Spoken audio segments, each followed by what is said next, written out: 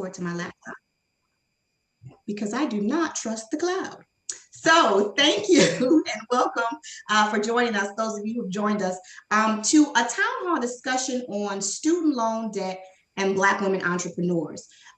This town hall is sponsored by the ACLU as well as 1,000 Women Strong. Both of those organizations came together to lift up the plight of student debt. As some of you know, most of the student debt that's held is held by Black women disproportionately. And so, as you know, when Black women get about doing something and getting a task done, it lifts everyone.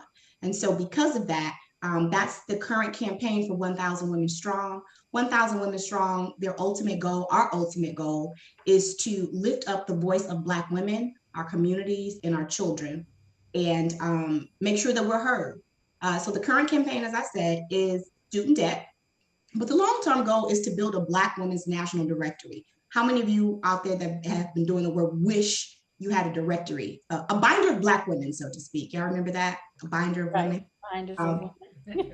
Yes. So it'd be great to have a binder of Black women. And so that's the ultimate goal of 1,000 Women Strong. So we're going to get right into it. And I'm going to ask both Latoya Henry and Dr. Pam Pugh to introduce themselves. And then we'll just begin to have the conversation. So I'll go with Latoya Henry first. Okay. Good evening, everyone. My name is Latoya Henry, and I have been an entrepreneur since 2009.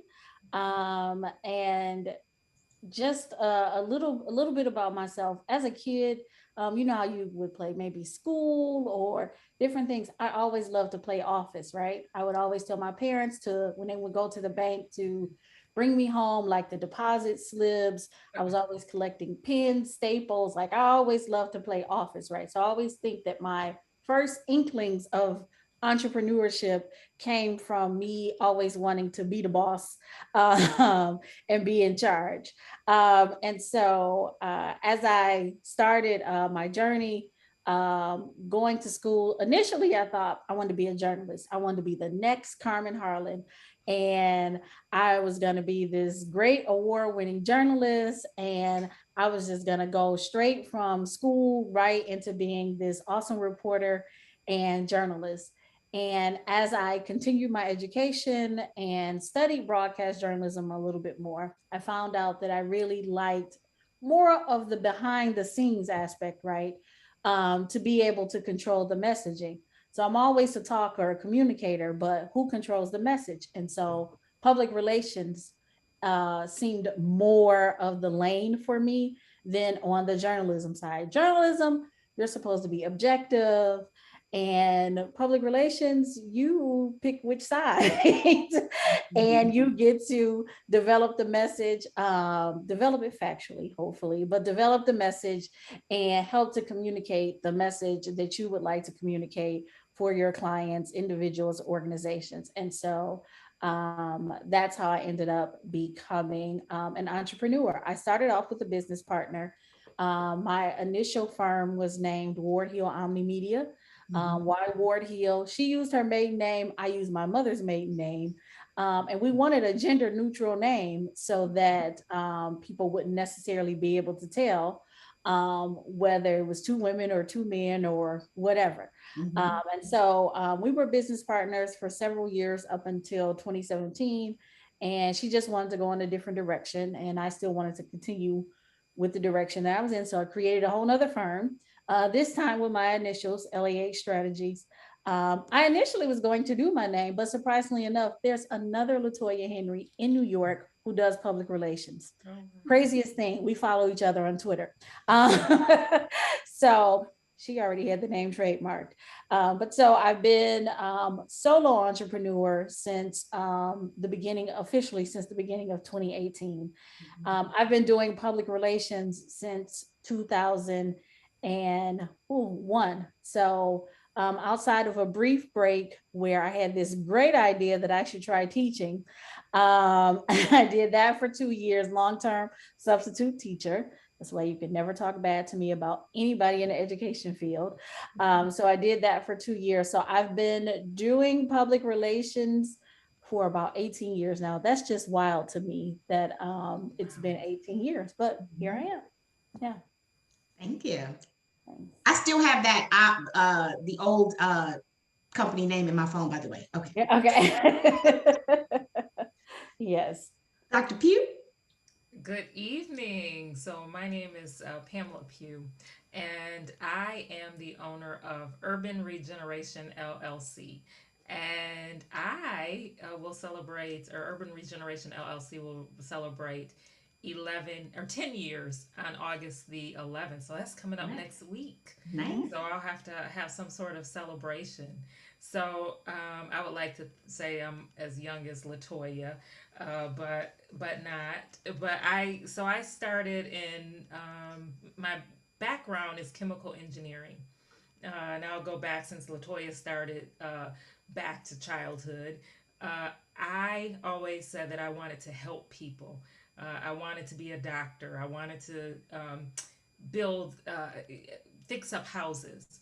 And as I got older, I realized I did get a chance to kind of do that. I went and received my doctorate degree in, actually, I have a doctor of public health, which pretty close to being a doctor in health. And my background is in environmental health, and so I've had the opportunity to help people and communities to help to make their communities safer. And a lot of that has been looking at housing and looking at how housing has been contaminated with things such as lead. And so I worked for public health for 14 years. Let me go back. I worked. I did radiation cleanup for a site. I ran a laboratory where I tested the materials for radiation, or tested the radiation levels of cleanup materials or soils, and to make sure that they were being cleaned up. I worked for a company where I was making um, water-based paints. I worked in an area where I was working with polymers. So I did a little bit on the chemical engineering area before I realized that what I really wanted to do was public health. And so I ventured into that area. And so for 14 years, I worked in public health, did a lot again with families, children, making sure that their environments were safe or made safer. And then it came a time when I realized, one, I wanted to make sure that I was able to finish my degree because it was taking a little while. But at two, I saw this space where faith based, community based organizations, academia, and government, the interfacing there needed to be some help and helping to better the communication and the partnership in those spaces and making sure that decisions that were made were inclusive of community. So I formed Urban Regeneration LLC with three other women. The three other women, they had full-time jobs. I left my job, but I wanted to make sure that I had the opportunity to do this full-time. And so they helped me to get started, and then I took, and the business was my idea, but they really helped me to move forward. And so I always like to tell that piece of history. But Urban Regeneration LLC is a consultancy that helps communities to become healthy, to improve health, but also making sure that we consider the economic factors, the socioeconomic factors that make communities healthy and make the people within them healthy. So I've had the privilege to do that for 10 years. Had a brief stint, 3 years, where I was the chief public health advisor for the city of Flint within that 10 years.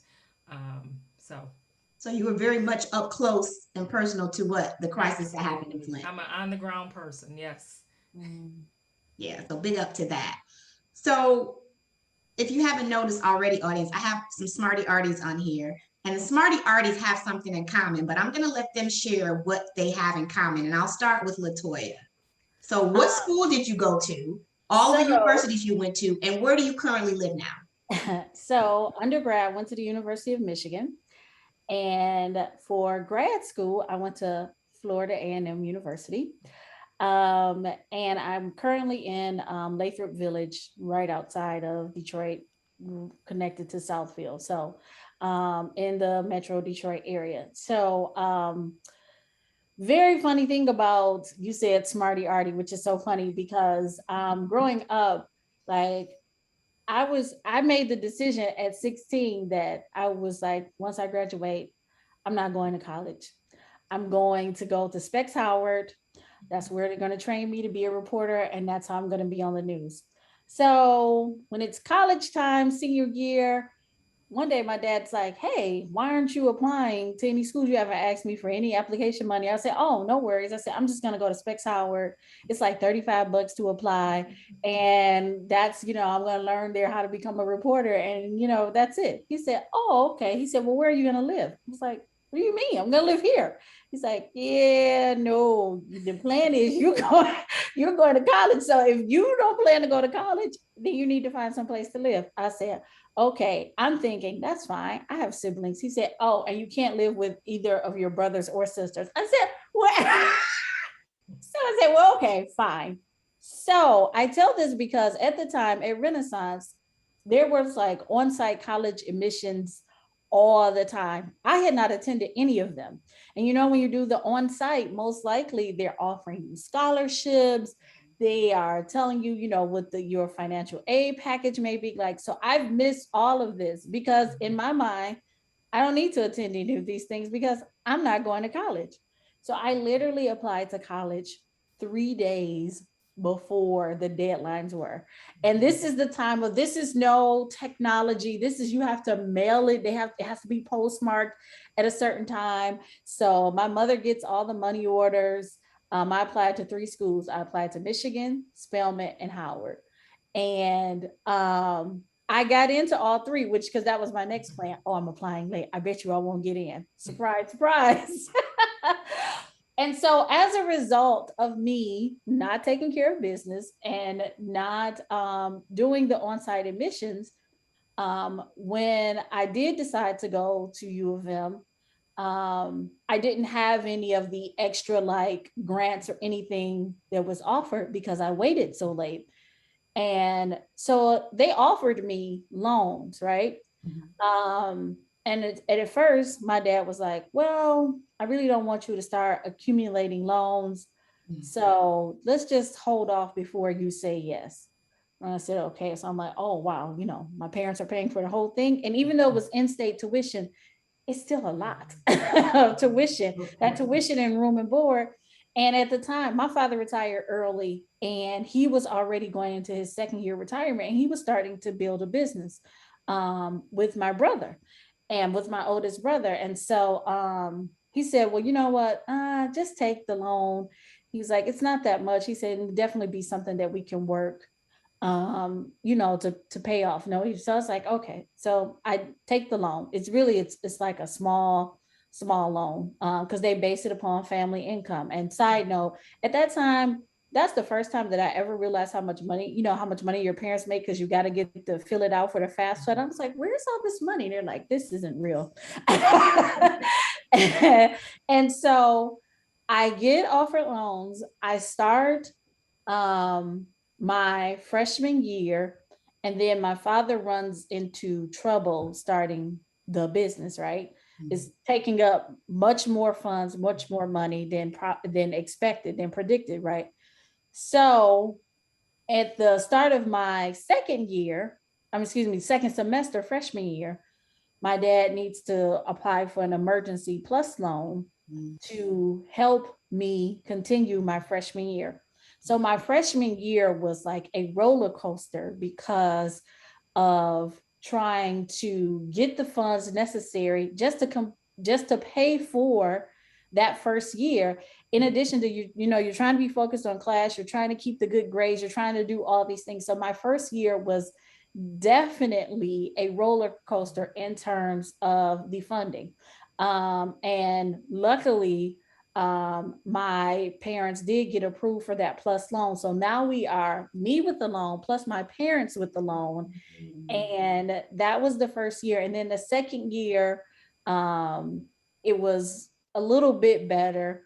Um, I still took my loan amount increased. They didn't have to do the plus loan, but I'm now taking on more of a loan. I got offered more loan money, right? So each year that I'm at the University of Michigan, every increase of loan that they offer me, I took it to help, pay the difference. Nice cost, really. Yeah, right. And even with once you cut off the housing bill, like the third year, I got an apartment with my friend, like with my and I had a roommate. Even still, but the tuition cost at Michigan is now rising, right? So it just still was it I couldn't avoid it. Like it was just if I wanted to continue and get my degree and be able to go. So I can't imagine um not having loans to help help me get through school. Yeah. So that was the undergrad experience. My grad experience was different, right? Because you're thinking FAMU offered me full tuition and a graduate assistantship. And the tuition, so they covered the tuition. The graduate assistantship was what I was supposed to live on. 20 hours a week, got paid. I don't know how I was supposed to pay rent or eat on that graduate assistantship. So I also got offered a loan. Now they offered two loans. In theory, hindsight, I should have only taken the one, but I took both. And I didn't need to take both, but they offered both. So I said, oh, I'm just taking it. I'll be able to pay it back. It's no thing. Right? Yes. Yeah. You know, I do. Right. Because I'm like, yeah, everybody's like, oh, well, they offered you two, take two. Why would you not take the two? And I was like, yeah, like, I'm going to take the two. I should have just taken the one. I really only needed the one. So it's the education. So, well, I want to interject and say, you're saying you only needed one. Based on what? Why did you say you only? So I'm saying I only needed one because one would have helped me with the rent and be able to eat. Like, and but we have this misconception that's all we need. We just, as long as I got a roof. But you right. you might want to go to the movies. You need your whole well-being.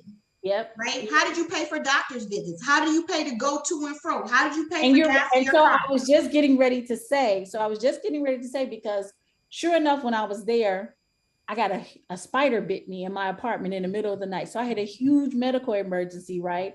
So I had to pay to get to the doctor, even though I was still under my parents' insurance, but it was out of network. So there was this, I had to pay an immediate amount just to start, treatment and get medicine. So yes, so you're right. So it was, so in both instances, yes, I took loans, and that's what, that's how I got those 2 degrees. Like it was no getting around it for the student loans. And I know that the dynamic of student loans is different now. When I hear my young people talk about, immediately after graduation or immediately after their semester is done, they have to start entering payment, and it was different.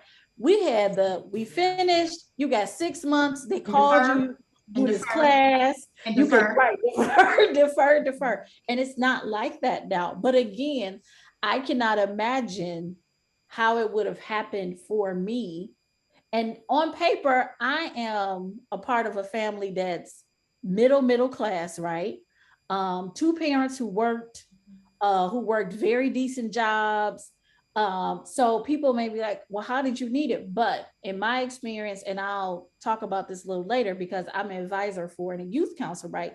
And my young people who are a part of families that are like mine or even more upper middle class, these are my kids that get stuck. These are my kids who, a lot of them, they want to go to Howard. Howard is 40,000, right? It's expensive, right? And they may not have had these real life conversations with their parents and their families about how we are going to accomplish this. How are we going to meet this? And so many of them come back the next year. They're crushed because they couldn't finish it at their dream school. And so the amounts that they're offered or what they, some of them, their parents don't want them to take loans, but they don't have another viable option. So what do they do? So how do we, yeah, so this is a great conversation because Mhm. how do we pitch this that yes, go to school. Mhm. Even if you go to a trade school, it's most likely not But free. but let's put a pin on that because we're going to Okay. talk about that because on the last call we had it was Gen X call and I asked the panelists to say give me a word, give me an emotion about how you feel, and it was very interesting the words that came up. But we're going to talk about that in a little bit. I want Dr. Pugh to talk about where she went to school, where she currently resides, and you guys will see the connection soon because y'all like flip. Go ahead. We did flip. So I went to, well, let me start. I went to Delta College, which is a college that is in near Bay City, Michigan. And I did that because my dad worked there and I was able to go to school for free. So I started when I was in high school and I was able to finish my associate's degree within 1 year after graduating from high school. Uh, and while I was in my first year of college, I fell deathly ill. So it was in February of 1990. You'll be able to calculate my age. It was in February of 1990. And I was in the hospital for 2 months and then healing. And while I was hospitalized, I had liver failure, I had kidney failure, and everything in between. While I was hospitalized, my two sisters wrote my application to Florida A&M University. So I applied for Florida A&M University. It was my father's alma mater at the time. It was my older sister's alma mater. Mhm. It was where I was just going to go. And so thank God they did that for me. So as I'm awakening from being ill and in the hospital, they were telling me, you've applied and you've been accepted. And so when I went there, I was going straight there. I was majoring in chemical engineering. So I like jumped into my third year of college. I was like right in the middle of heavy coursework. I didn't stay at the dorms. I went straight into the apartments. And my father and my mother really impressed upon us, family, that we were just going to go to college. And the loans that I took in undergrad were pretty minor, um, pretty uneventful. Like you, Latoya, we were middle class, so there wasn't a lot that we could do except for apply for loans, and um, it was costly being in Florida. Like University of Michigan, if you're an out-of-state student in Florida, you pay a little bit opposite because you are an in-state student, but Mhm. in-state students in Florida, I mean, they pay minimal for college because it's baked into their property tax. But if you're out of state, it's comparable probably to University of Michigan, but maybe University of Michigan's in-state. But it was a lot. It was a lot to be there, to be living in an apartment, to have to um, have gas. I had a car. My parents did buy me a car when I was there, so I was really blessed in undergrad. Speed up to graduate school. I did on job on campus for my master's of science, and I went to University of Michigan. So Yeah. undergrad, Florida A&M University. Graduate, I have 2 degrees from University of Michigan. And so that's where I took the downfall as far as debt with student loans. And for me, I think it was because I had a degree in chemical engineering, but I've always been a person who's had to work from the heart. I have to work someplace where I find purpose Mhm. and where I feel led to be. And so while I was preparing to go to have a degree in chemical engineering, and my classmates were coming out, make at that time it was a lot. 50, $60,000 was a lot coming out and going straight Mhm. into a job. So that's what I was prepared to do. But as I may have mentioned earlier, I realized I didn't like smells I didn't like chemicals. I wanted to know how chemicals impacted the human health. And you can see from having illness, that was part of what drove me is by falling ill, you want to know how does the environment or how do things impact the health. And so I remember when I went to public health, I went to local public health to work, and I was doing work at Dow Chemical. I remember the manager of the lab coming in like, Pam, like almost like, did you bump your head? You're going back there. And then the people, when I was taking the job, they're like, now, are you sure you want to do this? So I took those jobs, but then I also went to the University of Michigan for a Master of Science, and then I also went on for my DRPH, a Doctor of Public Health, and I was really able to do work that was in my community. Community-based participatory research is what I did, but I also took out loans to take up the slack, probably for um, where I thought I was going to be, but just, just keeping up with the cost of living. Honestly, I believe that my first job in public health was under $30,000. Mm. And that was with years of experience under my belt and a degree in chemical engineering. So I had classmates who were coming out probably making 30,000 at least. That was us coming out, so they probably were up to 35, 40,000 more than what I was making at the time. So I think that played a critical role there in that. And Mhm. so I racked up a lot of debt in my master and doctorate program. And my parents really worked hard so that didn't have to happen. So that's on me. So Mhm. here Mhm. we are. So I think you answered, you pretty much hit, a lot of the things that I was going to ask. You talked about, I heard Latoya talk about taking out loans and that Parent Plus, and I heard, you talking about your choice of university and how much it costs to go to that university, and how you came to that university. Um, if you were talking to, and Latoya indicated this, and this is where you might want to go into it, would you recommend to a friend or loved one to take out student loans, knowing what you know now? And Latoya, maybe I'll defer to you because you talked about being the youth council advisor for NAACP. Just for those who don't know, all three of us are babies of the NAACP. So that's how we know each other. And so, Pam comes from a long lineage of activism. Her dad is really solid in the Saginaw area and an activist. And so Latoya was doing youth council back in the day. And I, served for a long time at the state conference level and in my branch, the Southern Oakland County NAACP. So that's how we know each other, because we spend way too much time with folks 2 times our age in somebody's room with some neon lights taking notes. Just so y'all know. Okay. Back to you, Latoya. Yes. So I would recommend it.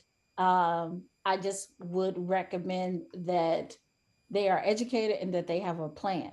Like, I think I took the loans, but I didn't have a financial plan. Like, I didn't, I just was like, okay, I'm going to take these loans. I mean, and then I'm going to pay them back. That's what you think. It's a loan. You get money and you're going to have to pay it back, right? Yes. So have a financial plan when you are taking the loans. Really assess what's happening. For instance, it's great if you get into your dream school. If your dream school, say your dream school is USC, so you're going from Michigan to the West Coast, and you have to factor in, right? Because I don't think 17 to 18-year-olds think about the cost of living, right? Because they've been taken care of, right? So they don't have any concept of, okay, so I get there, I may be in a dorm. Are you going to have a full meal plan? Are you going to have a partial meal plan? Are you thinking you're coming home for the holidays? How much is that going to cost? Mm-hmm. Books, like you said, maybe a nice shirt every once in a while. And so, like, really starting to practice a budget and having a financial plan. What happens if there is a family emergency? How, what will that do? Unfortunately, at the end of my freshman year, my oldest brother passed away, and it was right at the beginning of the break. But I can't imagine if it had happened and I was far away in school. Like, I would have definitely been like, okay, so how am I getting home? Like, so you have to think about those things, the unexpected, or like you said, if you get sick, God forbid, and if you're away from your family, how will you who will be able to help you, or how will you be able to navigate, where you're going for medical treatment? Are you out of you need to know, are you out of your parents' network? What does that mean? Because if you have insurance but you're out of the network, what does that mean? That's exactly, like I said, what I experienced, being in Tallahassee with the spider bite. And so you just have to, I just did not think about a plan, right? And even when going to grad school, like I knew, like I said, I didn't have to pay tuition and I was going to be working, but what else outside of those things, right? I'm not living in a dorm. They didn't have graduate housing. So I had to get an apartment. How is this rent going to get paid? How are you going to have sustenance? So, and I did not have a car. And so so that was the one thing I had to sacrifice. I'm gonna have to take the bus because they kept saying, at that time for FAMU, you just show your ID. FAMU students, you can use the bus for free. But then that's another, that's something else that you have to factor. So it's just taking loans makes you grow up. It makes you start to think about things somewhat. Yeah, some things that you might not have necessarily had to think about because somebody's been taking care of you for a while. So I'm not opposed to young people taking the loans. I just want them to be aware of the responsibility that goes with it. And now there's such a difference between government loans and the private loans. And that's actually where my concern is, like the private loans, because so many students feel like they don't fit the requirements or they're not getting the government loans. And so they have this desire to go to school and to complete and to, further their education, but all they are receiving is the private loan. And private loans, sometimes, they're while it may be easier to get, but the return is where it gets you. And so just really investigate that. And it's you are don't get caught up on this is your dream school, because you can continue to go to school throughout your life. And so maybe starting off in the beginning, you might not be able to do the dream school, but you may be able to do it a little bit later with a different set of finances. So yeah, so I'm not opposed to telling the young people to take the loans, but really and truly investigate it and understand what the terms mean. And don't be afraid to ask questions like, so I have to start paying this like 30 days after, like, make sure you are clear and you understand. Yeah, you said a few things that I want to address. One of them was you talked about they don't know that they've been taken care of. So we know that kids that brains aren't fully developed until they're 25. That's just a physiological fact. Right. The second thing is when you have no depth of life experience, I don't expect you would have no idea. So I think that is fair that they don't anticipate those things. With that said, we're having a very privileged conversation right now, right? So you're assuming that there is someone that can tell them to create a budget. You're assuming that, once they get across the United States, there's going to be, that ability to send back. I know of people who died in their family and they just go mourn them where they're at because they just don't have the finances or the wherewithal to get back. So I just want to like also include the layer of, yes, we can make better decisions, but there's also something a little funky about the structure of what's happening. We True. all know as Black women, we don't make it. It was just yesterday was Black Women's Parity Day about how much we earn, either yesterday or the day Yep. before. Yep. So even if you believed in the promise of going to college and making money, you're gonna go like Pam just said, you're gonna go, perhaps you do make big bucks, but you're probably not gonna make as much as your white counterpart. Mm-hmm. Mm-hmm. So that means that you're already behind. And so Right. I just want to make sure that we're layering in that conversation of, yes, we do the good things, our mama daddy them, and we're middle class, upper middle class, whatever. And we did the things, and we still needed the loans to live. Yeah. And for some of us, we felt bad or guilty or ashamed, because that was one of the words that came up. Ashamed of having the student debt and ashamed that we made the decisions that we did because we were like, oh, maybe I shouldn't get that loan because I didn't need those jeans or I didn't need, Mm-hmm. but you did. You did, right? And so I think we should talk about that and the exorbitant layering of interest rates Mm-hmm. that Yes. stacks that makes the student don't let how if it's just the student loans, I mean, most of us would be like, but I can do it. But it's the crushing interest rates that get us, right? And so, Pam, I want you to talk a little bit about that. Like, would you have made based on your student loans and based on your business, because I want to transition a little bit into the business piece. Do you make different choices based on your student debt in your business? Or your personal life, because I've heard people say, "Oh, I'm not having a kid, or I'm not buying this house, or I'm not doing this," based on your student loan debt. Absolutely. It definitely impacts your lifestyle one way or the other. And Mm-hmm. you and Latoya hit on something very key, is that if many of us who really want to do something to help our communities often have to make that choice of what type of income we're going to have. I think that's one of the points that I want to make here, because it doesn't matter if your parents are middle class, upper middle class, especially for African Americans. Mm-hmm. There are people who make far less than I do and have far less education than I do, but because of historical factors, Yes. um, Yes. property that's been left in the home. One of the things that I did learn while I was at the local health department, I learned a lot there, but one thing that I learned, I watched people live in like a trailer for a couple of years, or an old house for a couple of years while they built their dream homes. So you like when I'm here in Saginaw, I can drive in Saginaw and I can point out homes that are beautiful homes, but Mm-hmm. there were property that was left there by parents. Their friends came, anteed up some beer, pizza.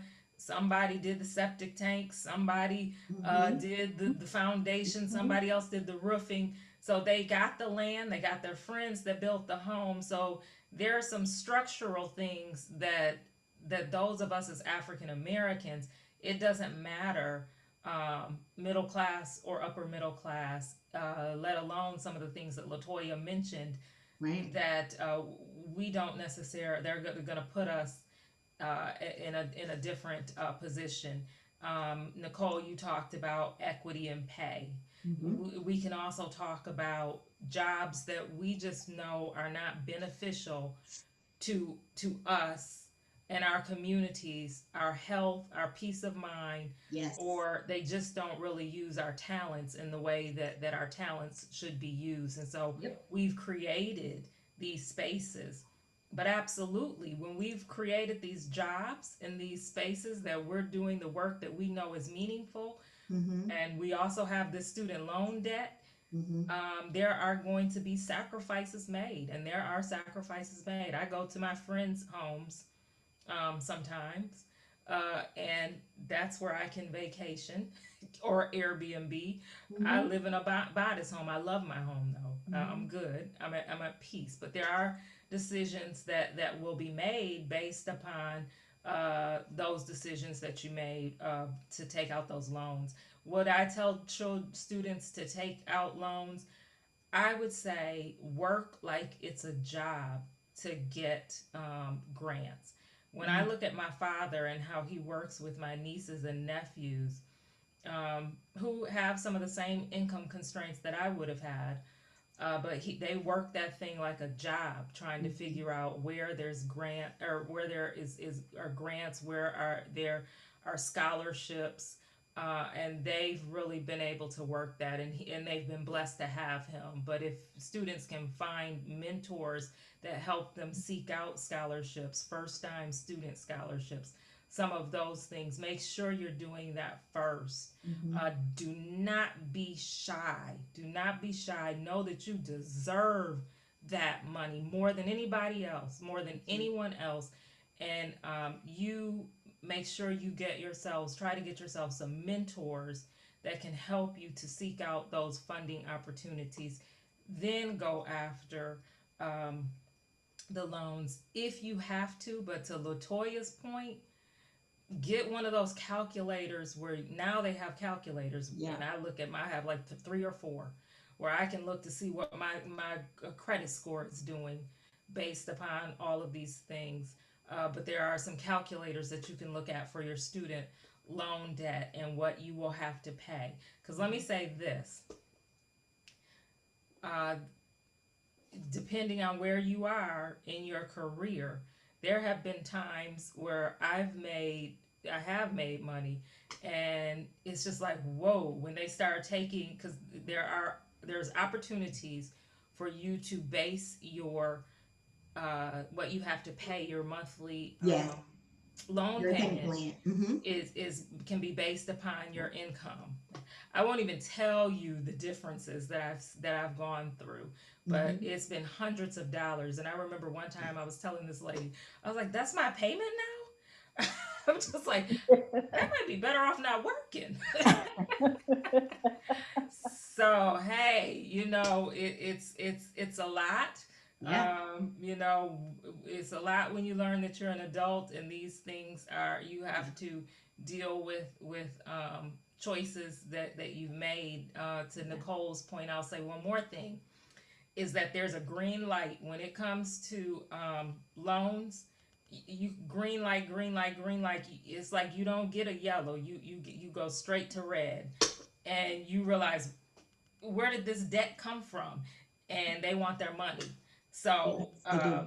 Mm-hmm. you have to try to find someone to help you figure out, or get a calculator and know what you're going to owe, because like we said, the more you make, your payment Yep. may go up. It's not like I thought, oh, I'm going to go out and get a really That's good right. job and pay my loans, but they're going to take out by percentage Yeah.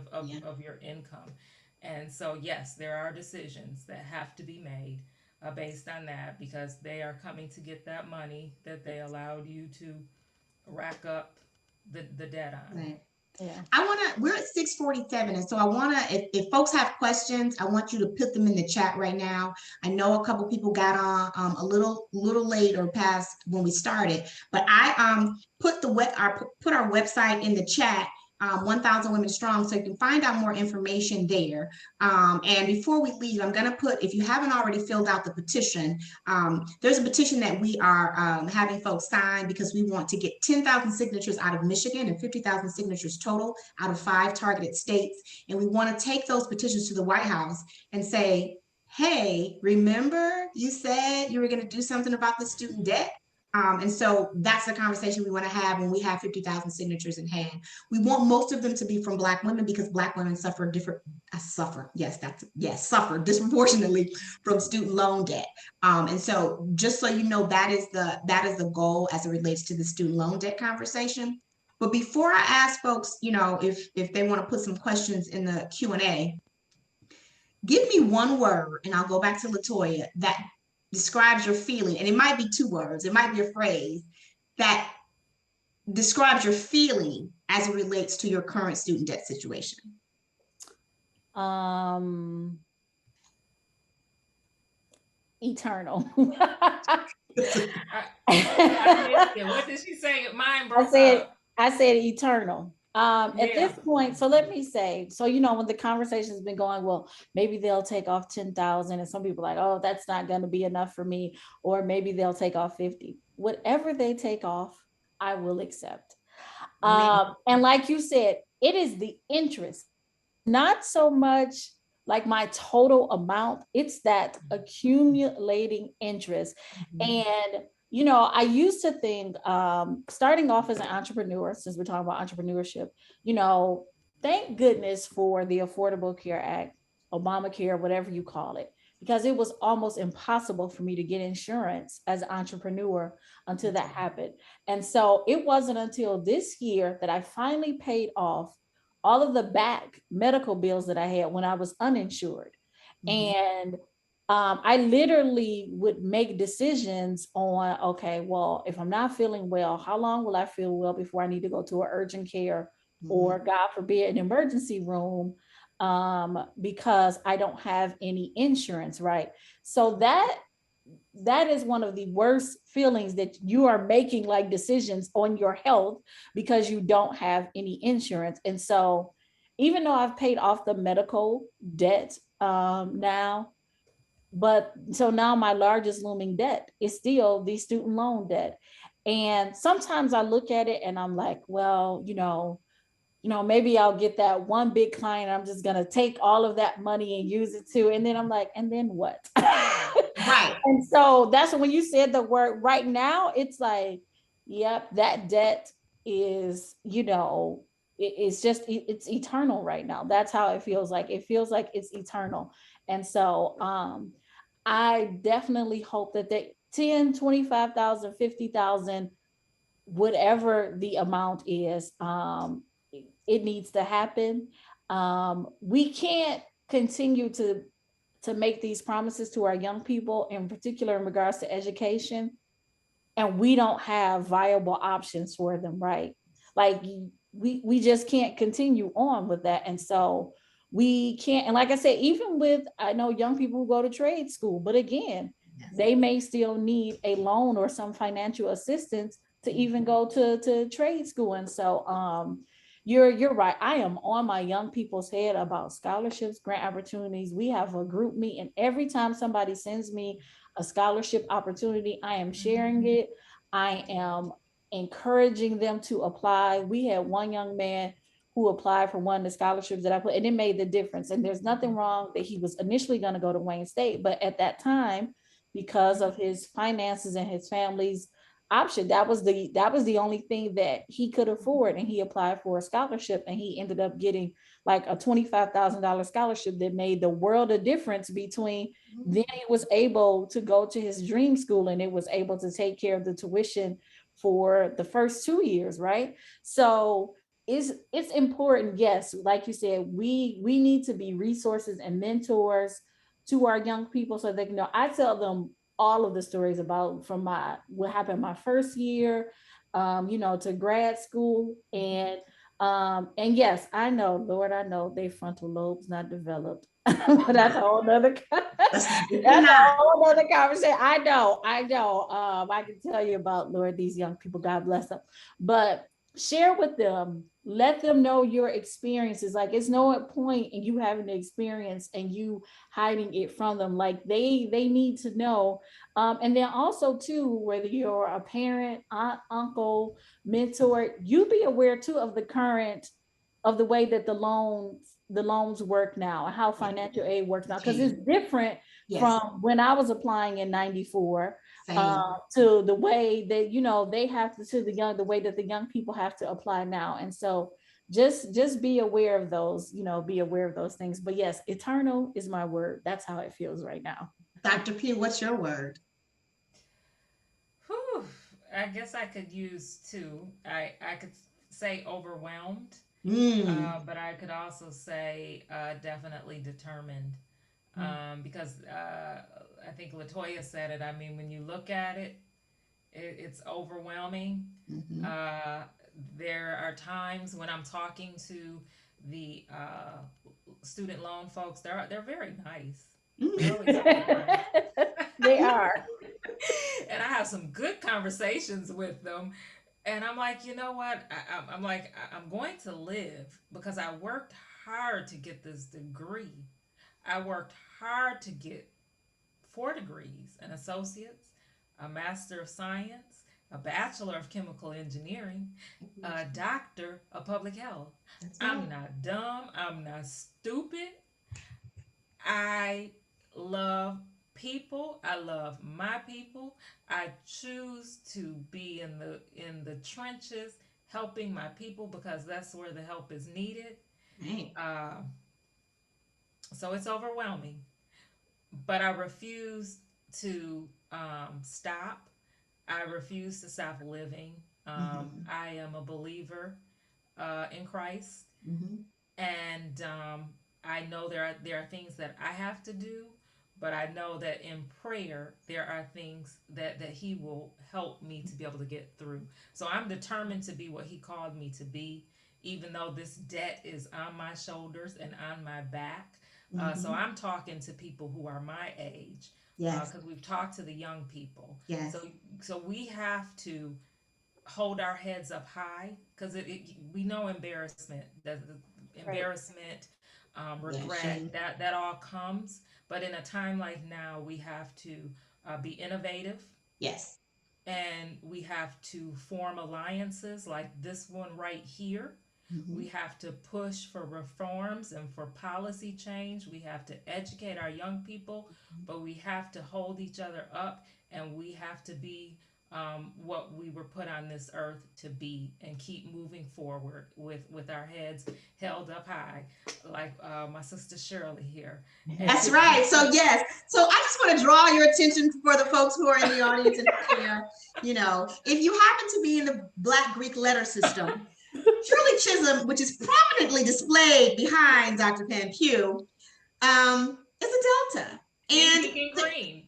and I, there and would that's, be I always notice, I'm like, there would be no Kamala Harris without Shirley Chisholm. This is true. Okay, unbought and That's unbossed, true. and so the lovely Dr. Pugh, as well as her sisters, are all delightful AKAs. Some of my closest friends are AKAs.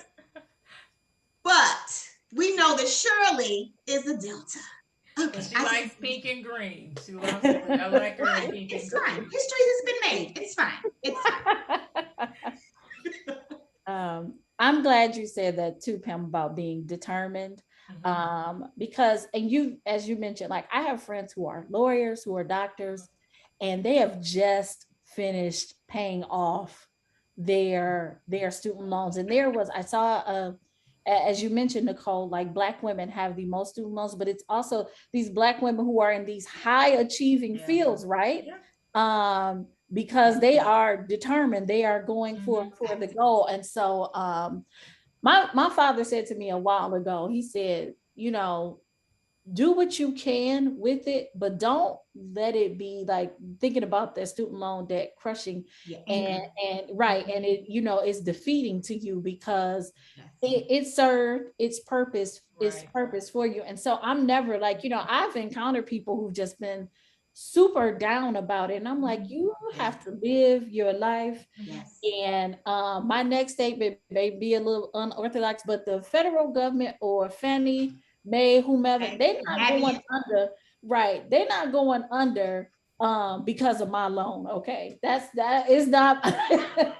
And so you have to put it into perspective. And I'm not saying you not be responsible or Mm-hmm. egregious, but you No. Right. cannot let that be defeating. Definitely be determined. That's a really, really important point. Definitely be determined. Absolutely. I know that we're coming to the hour of 7 o'clock, and I want to thank you both for being a wealth of information. As I told you all before, some of you got on late. These smarty arties on here are super smart and know the things. And so I appreciate them coming and talking to us. We will be having a series every other week. We'll have every other week for Michigan, we'll have a town hall that I'll be hosting. And the first one was Gen X. This one was Black entrepreneurs, and the next one will be about millennials and student debt, right? And then we have one coming in September, Black women with disabilities and student debt, Mm. because they navigate the world differently, right? And so we often don't talk about our disabled. There's a lot of things we don't talk about in the Black community. That's another story. But we definitely don't lift up the disabled, and disabled can look like a lot of things. And so I think that's an important conversation to have. So be on the lookout on social media or whatever for these upcoming town hall events.